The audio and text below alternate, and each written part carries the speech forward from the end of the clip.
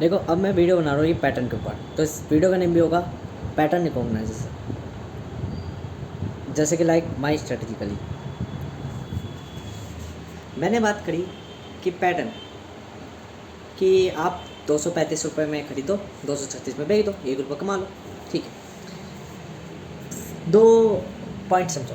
First point, इतनी बड़ी नदी में अगर हल्का सा हाथ एक बाल्टी पानी भी निकाल लेंगे एक समुंदर में से, तो एक समुंदर का क्या बिगड़ जाएगा। This is the loop hole. ठीक है, इस टैलगी वाले स्कैम की तरह वो जो वीडियो थी अब्दुल टैलगी, उसने भी ये बात कही थी ना उसमें। तो फर्स्ट तो आप ये समझो ये लूप होल है एक तरीके का, कि 235 में खरीदा, 236 में बेच दिया, लार्ज अमाउंट ऑफ मनी में खरीदा और बेच दिया। इससे कंपनी का थोड़ा सा डिस्ट्रॉय होता है कि आप 1 रुपया कुछ टाइम पे कमा लेते हो। तो यहाँ क्या करती है, जो ब्रोकरिंग होती है या जो मार्केट होती है, जो प्लेटफॉर्म होता है, वो लिमिट रख देता है कि आप पूरे दिन में इतनी बार बेच सकते हो, इतनी बार खरीद सकते हो। जब उन्हें लूपहोल्स में पता चलता है कि ये बाल्टी भर के पैसे नहीं निकाल रहे, बल्कि लाखों बाल्टियाँ डाल के समुद्र से पानी निकाल रहे हैं, ठीक है ना, तो तब वो अवेयर होकर कहते लूपहोल तब तक ही फ़ायदा, लूपहोल ऑटोमेटिकली डिस्ट्रॉय ऐसे हो जाता है कि जब लोगों को इन्फ्लुएंस हो जाती है, पता चल जाती है एक ही फील्ड में सब आ जाते हैं, तब हमें पता चलता है दिस इज लूपहोल डिस्ट्रॉयक्शन, फिर लोग अवेयर हो जाते हैं। ठीक है, ऐसी किसी की सिक्योरिटी में से तुम पैसे काटे जा रहे हो और आपने शेयर कर दिया सबको और सब पैसे काटे जा रहे हैं एक के ATM से, तो फिर क्या होगी, वो सेटिंग चेंज कर देगा, मॉडिफाई कर देगा, साइबर सिक्योरिटी बढ़ा लेगा अपनी।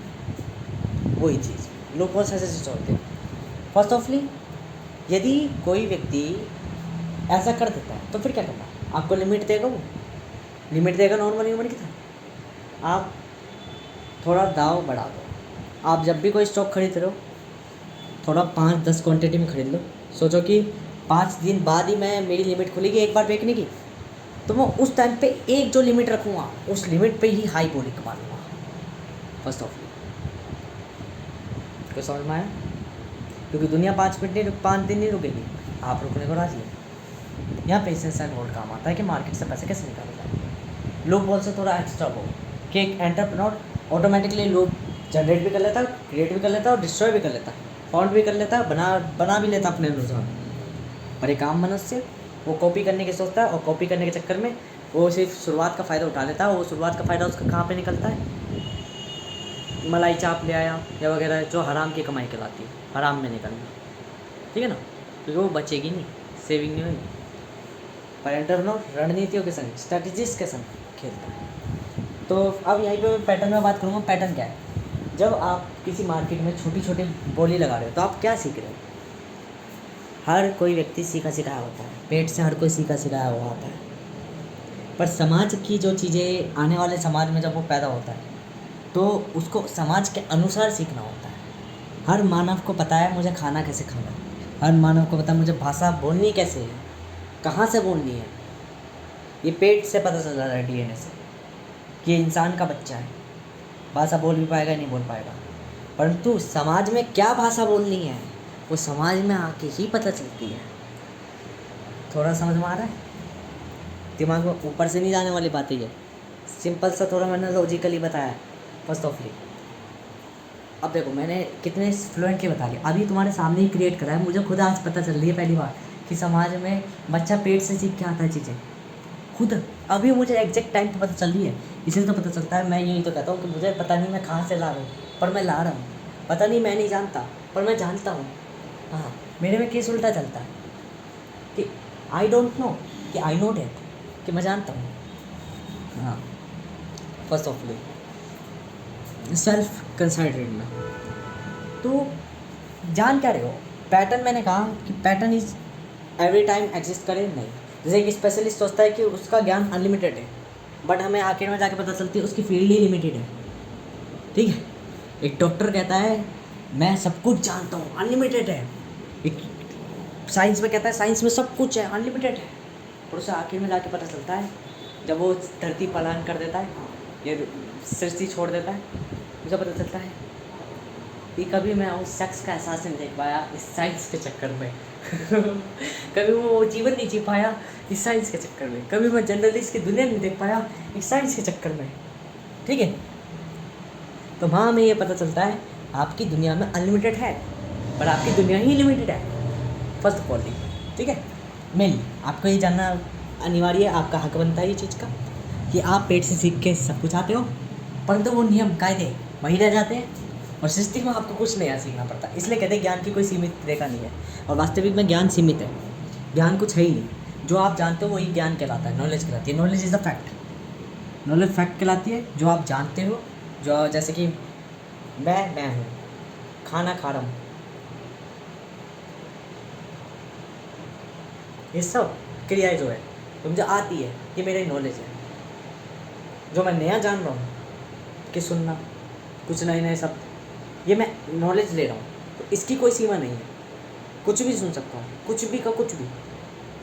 पर जो मेरे पास है वो लिमिटेड है। फर्स्ट ऑफ ऑल ये क्या करेगा, जो लिमिटेड है वो लॉजिक मेक करेगा, वो लॉजिक बनाएगा, देखने की समझ बनाएगा, कैसे चीज़ों को समझना है, कैसे चीज़ों को देखना है। एक बच्चा कुछ और देखता है और एक बूढ़ा कुछ और दिखता है, देख एक ही चीज़ है, देखने का परसेप्शन अलग अलग हो जाते हैं समय के साथ, कि चीज़ें की समझ बढ़ जाती है, बेहतर हो जाती है। तो पैटर्न कहने को, यदि किसी एक सिंगल मार्केट में हो तो सिमिलर पैटर्न चलेगा सब जगह, पर किसी एक मार्केट से दूसरी मार्केट में जाके मुंह मार रहे हो तो अलग तरीके का पैटर्न चलेगा। जैसे हीट का पैटर्न, एनर्जी एक है, पर हीट के टाइम पर अलग पैटर्न रिकॉग्नाइज करेगी, लाइट के टाइम पर अलग पैटर्न रिकॉग्नाइज करेगी, और साउंड के टाइम पर अलग पैटर्न शो करेगी। बट सब क्या है, एनर्जी। और यही हमें समझ में आता है कि पैटर्न बेशक अलग अलग जगह पे डिस्टिंक्टली हो, पर कुछ ना कुछ सिमिलर कोऑर्डिनेट होता है उनमें। कोऑर्डिनेट कह रहा हूँ, कोऑर्डिनेट नहीं, कोऑर्डिनेट मतलब एक छोटा सा हिस्सा ऐसा होता है जो सब में सिमिलर होता है, जो उसकी आइडेंटिटी होती है, जो उसकी सोल होती है, जो उसकी आत्मा होती है। जैसे मेरी कितने रूप है, कितने जन्म है, कितने जन्म में युगस्वी हूँ, पर गुण और चाल समान होते हैं, जो मेरी सोल को परिभाषित करते हैं कि मैं ही हूँ, निरंतर हूँ। ठीक है, तो क्या है आइडेंटिटी, वो हिस्सा ये बताती है कि आई एम द एनर्जी।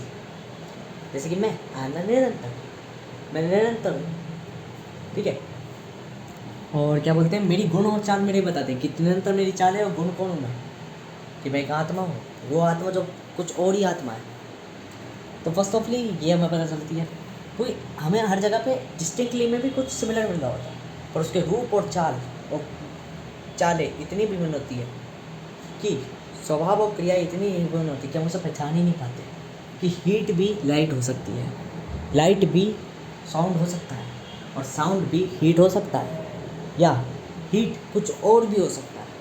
ठीक है, वो चीज़ हम नहीं पहचान, क्या द्रव्यमान भी ऊर्जा हो सकती है, ये चीज़ हम नहीं पहचान सकते डायरेक्ट रूप में, बट कहीं ना कहीं डिस्टिंक्टली में एक सेम कोऑर्डिनेट, फिर भूल गया मैं सब, ऐसे शब्द तो दे देता हूँ फिर बाद में भूल जाता हूँ। कोऑर्डिनेट नहीं बोला था, कोऑर्डिनेट ऐसे कुछ बोला था। छोटा सा हिस्सा, एक छोटा सा हिस्सा जो सिमिलरिटी रखता है, डिस्टिंक्टली में भी कुछ ना कुछ सिमिलरिटी रखता है, जैसे उसकी आइडेंटिटी होती है, उसकी सोल आइडेंटिटी होती है। तो सोल आइडेंटिटी में हम पेट से सब कुछ सीख कर आते हैं, क्योंकि हमारा DNA ही ऐसा, हमारा जीन ही ऐसा है, जो कहते हैं ना जिसके जीन में ही अलग है। ये बच्चा बना ही ऐसा है कि किसी भी परिस्थिति में रह ले अपने आप कामयाब हो जाएगा, क्योंकि इसका जीन ही ऐसा है, DNA ही ऐसा इसका, कि हर बार बदलता रहेगा, अपने आप को मॉडिफाई कर लेगा, रीवायरिंग कर लेगा, न्यूरोप्लास्टिसिटी कर लेगा। और कुछ बच्चे ऐसे होते हैं जो स्पेशलिस्ट को ही अपनी ज़िंदगी मानते हैं, वो बुली करते हैं, कहते हैं तुम कुछ नहीं कर पाओगे, तुम भीख मांगोगे, तुम वो करोगे, और बाद में आके पता चलता है 40 साल बाद वही उन्हीं लोगों को काम पे रख रहा है जिसको आप परफेक्ट मान के चल रहे थे।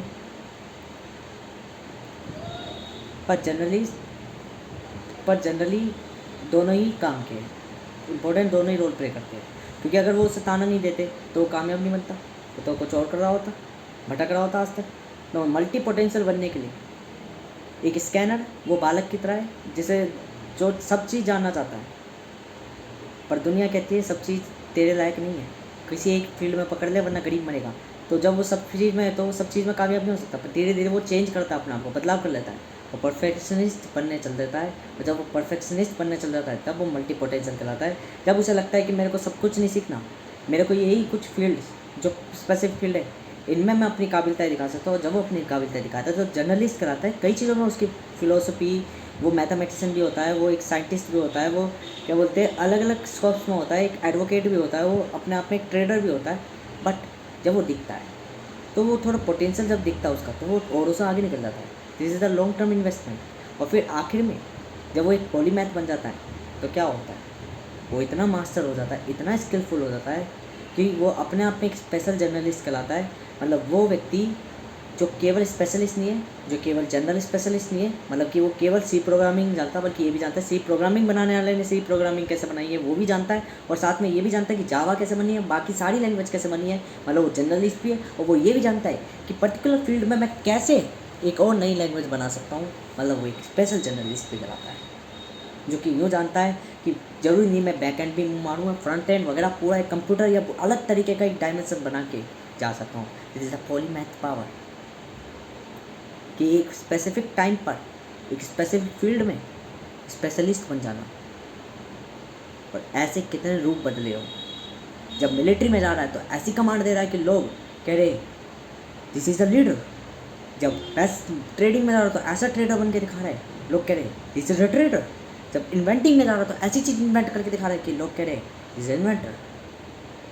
पर संघर्ष मल्टी पोटेंशियल लिस्ट में आया था और स्कैनर रूप में आया था। पॉलीमैथ तो वो टाइम है जब वो सब कुछ प्राप्त कर चुका है। ठीक है, दुनिया कहते हैं ना, पैसा है तो आपकी सिंपल वर्ड भी क्यों ना हो, उसको बड़ा भाव देंगे। वो इसलिए देंगे क्योंकि अब आप संपन्न हो चुके हैं। ये पॉलीमैथ संपन्न होता है, और इसलिए दुनिया पीछे रहती है। क्योंकि वो जब कहते हैं जोड़ी इसलिए अमीर होता है क्योंकि उसे हीरे की पहचान करनी आती है। यदि कोयले में भी हीरा है ना तो उसे वो हीरे को उठा लेता है। चाणक्य कहते हैं अगर कोयले में भी किसी गंदगी में भी अगर कोई हीरा पड़ा हुआ है ना उसे उठा लो। कि दुनिया उठाती है? दुनिया तो मूत के चले जाती है उसी कोयले पे, कहती है राहत मिलेगी। फिर वो तो कोयला क्या होता है, तपता है तपता है तपता है, और अपने आप को ऐसा बना लेता है कि जब म्यूज़ियम में लगता है ना, वही लोग म्यूज़ियम के बाहर बैठे बैठे भीख मांग रहे होते हैं, और म्यूज़ियम में अंदर आने वाले बोली पे बोली बोली पे बोली बोली पे बोली, नाम फेम शोहरत। और देखो कैसे एक हीरा अपनी वो रखता है पैटर्न। ये पैटर्न है लाइफ का जो फॉलो होता है। पेट से हर कोई सीख के आता है, हर तरह का पैटर्न है। और समाज के अनुसार, जगहों के हिसाब से कहते हैं रियलिटी में साइंस नहीं चलती, सोशल साइंस चलती है। जिसने सोशल साइंस का फंडा समझ लिया वो रियल मैथमेटिशियन है। जिसने फिजिक्स केमिस्ट्री में ही अपनी दुनिया ढूंढ ली वो मैथमेटिशियन नहीं, वो स्पेशलिस्ट है, वो अनजान है, वो इंजीनियर है। और जिसने जर्नलिस्ट में अपनी दुनिया ढूंढ ली कि या सामाजिक विज्ञान ही वास्तविक सत्य है, आर्ट्स ही सबसे बड़ा सब्जेक्ट है जिसमें हमारी कला, जिसमें हमारे हुनर, जिसमें हमारे आत्मनिर्भरता की बात करी जाती है, जिसमें हमारी मानव पहचानता की बात करती है। पर हकीकत क्या होती है कि लोग आर्ट्स को लेते हैं केवल इसलिए ताकि पढ़ाई ना करनी पड़े। लोग आर्ट्स को इसलिए लेते हैं ताकि बदमाशी करनी पड़े। वो अपने सब्जेक्ट को अच्छे से नहीं पढ़ते। बल्कि एक साइंस का बच्चा ज्योग्राफी भी बहुत इतने प्योर लेवल से पढ़ रहा होता है जैसे उसी के लिए ज्योग्राफी बनी हो, एक साइंस का बच्चा। इसलिए तो मैं कहता हूँ मैं जिस क्लास में था ना वहाँ साइंस के बच्चे नहीं थे, वहाँ आर्ट्स के बच्चे भेजते थे। बस एक लोमड़ी ने भेड़ की खाल पहन रखी थी, साइंस नाम का टैग चिपका रखा था। साइंस के लायक कोई भी बच्चा नहीं था। ठीक है, और हम साइंस के थे तो हमने आर्ट्स वालों को एक्सेप्ट करा, बिकॉज आर्ट्स की लाइन में वो बच्चे काबिल नहीं थे। क्योंकि उन मछलियों को पेड़ में चलना सिखाना जा रहा था। उनकी सामाजिकताओं ने, उनकी संगतियों ने उन्हें ऐसा बना दिया था कि वो चीज़ों को मान चुके थे कि हमारी रियलिटी लड़की बाजी करने में, हमारी रियलिटी छोटे काम करने में ही थी। पर उन्होंने मित्रता निभाई, ज्ञान को ज्ञान से संबोधित नहीं करा, मित्रता से संबोधित करा। इसलिए मेरे दोस्त जितने भी हैं वो सब आर्ट्स के हैं, ना कि विज्ञान के। विज्ञान के दोस्तों को तो मैं दुश्मन मानता हूँ, हेट करता हूँ। फर्स्ट ऑफ ऑल जो ब्रिलियंट मान के चलते हैं अपने आप को, मैं उनको कीड़ा मकोड़ा समझता हूँ। मैं ये सोचता हूँ अभी हवाबाजी मार रहा है, ज़माना एक दिन ऐसा भी आएगा कि हम तमाशा देखेंगे। ठीक है, तो वो जब ज़माना आएगा तो हमें पता है कि हवाबाजी सारी उतर जाएगी। क्यों? हिमालय कहता है ये देखो इंसान, हम यहाँ पे कितने अरबों सालों से खड़े हैं, अब तक हम वहीं के वहीं टिके, और ये इंसान देखो 5 लाख साल हो ही ना अभी आए को, और ये देखो कितनी उथल पुथल, ये पूरी धरती को अपना मालिक अपना समझ रहे हैं, अभी हम जिंदा है। तो वो वाली बात चलती है। ठीक है, आर्ट्स के सब्जेक्ट में इतनी पावर है कि जब आप आर्ट्स के सब्जेक्ट को समझ लेते हो, पढ़ लेते हो और जान लेते हो, तो आईएएस की पढ़ाई, जर्नलिस्ट की पढ़ाई पूरी आर्ट्स में छुपी है। क्योंकि उसमें मैथ भी, फिजिक्स भी, केमिस्ट्री भी जब आप देखना शुरू कर देते हो ना तो आपको पता चलती है व्हाट इज़ रियलिटी, क्या है रियलिटी। रियलिटी जो दिखती है, जो बनती है, जो होती हुई दिखती है, जो बना सकते हैं, बट ये आपको स्पेशलिस्ट नहीं बनाएगी, ये आपको जर्नलिस्ट बना देगी। स्पेशलिस्ट बनना है, अगर इंजीनियर बनना है, या दुनिया को बनाना है, या दुनिया को एक क्रिएट करके दिखाना है, ये दुनिया को, क्योंकि एम्प्लॉय की पावर ये है कि दुनिया बनाना जानता है, वो क्रिएट करना चाहता है। बेशक वो पैसों के लिए जानता हो, क्योंकि उसे पैसा चाहिए, परंतु हमें स्पेशलिस्ट चाहिए। दुनिया को ओनर नहीं चला सकता, एक कंपनी को ओनर नहीं चला सकते, केवल एम्प्लॉयज़ चलाते हैं, पर उस एम्प्लॉय को मैनेज रखना और कंट्रोल रखना और एग्जीक्यूट करवाना, ये ओनर का काम है। ओनर एक ही हो तो बढ़िया है, एक देश का राजा एक ही हो तो बढ़िया है, पर प्रजा अनेक ही हो तो बढ़िया है। वरना एक पे अगर 10 शासन कर रहे हैं तो कोई फ़ायदा का नहीं, 10 पर अगर एक शासन कर रहा है तो वो महत्व रखता है। पैटर्न की बात कर रहा हूँ मैं मेनली, तो पैटर्न हमने यहाँ पे समझा, थोड़ा समझा पर पूरा नहीं समझा मैंने, अगली वीडियो पे समझा दूँगा।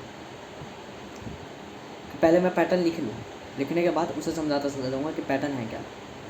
पैटर्न मतलब क्या, जो रिपीट हो रहा है, जो रिपीट हो रहा है वो पैटर्न, जो दोहरा रहा है वो पैटर्न। तो pattern is the part of changing. Pattern एक चेंज का पार्ट है, नॉट वेरिएशन, बदलाव नहीं है। फिर वेरिएशन क्या है, जो चीज़ पैटर्न अलग अलग जगहों पे अलग अलग टाइम पे बदल रहा है, वो बदलाव पैटर्न की वेरिएशन है। तो पैटर्न ही चेंज, चेंज क्या कोस करता है, आपका पैटर्न चेंज करता है, किससे, एक फॉर्म से अनदर फॉर्म। वो एक फॉर्म से जो अनदर फॉर्म में कन्वर्ट हुआ, जिससे मतलब कि एक पैटर्न से दूसरे पैटर्न में कन्वर्ट हुआ। तो पैटर्न क्या है, फॉर्म, वो फॉर्म जो दिख रही है। पैटर्न क्या है, वह एनर्जी जो दिखती है। वो पैटर्न क्या है, जो चल रहा है वो पैटर्न है, जो स्टैटिक है वो पैटर्न नहीं है। क्या हर जगह पैटर्न एग्जिस्ट करता है, नो। और जिसमें मूविंग होती है, जिस चीज़ में, क्योंकि हम इतना मान लेते हैं कि हर चीज़ चल रही होती है तो पैटर्न हर जगह होता है, वैसे रियलिटी में कुछ चीज़ें ऐसी होती है जो चल नहीं रही होती। जैसे ब्लैक होल से कोई आता हुआ पैटर्न नहीं देखेगा, बिकॉज वहाँ पे न्यूट्रल नंगी स्टेट्स खड़ी हुई है, इलेक्ट्रॉन प्रोटॉन ऐसे जुड़े हुए हैं पॉइंट्स पे कि कोई इलेक्ट्रॉन रेज निकल ही नहीं रही, तो देखोगे कहाँ से, तो वहाँ पैटर्न ही नहीं मिलेगा। तो स्टैटिक चीज़ में ऐसे पैटर्न नहीं आता, ठीक है। बट हमारे यूनिवर्स में, हमारी क्रिएशन में जहाँ लाइफ है वहाँ पैटर्न दिखता है, क्योंकि लाइफ ऑलवेज आ रही जा रही होती है, तो वहाँ में एक पैटर्न रिथम दिख जाती है। वो रिथम क्या है, पैटर्न। वो लैंग्वेज क्या है, यूनिवर्सल मैथ, ठीक है।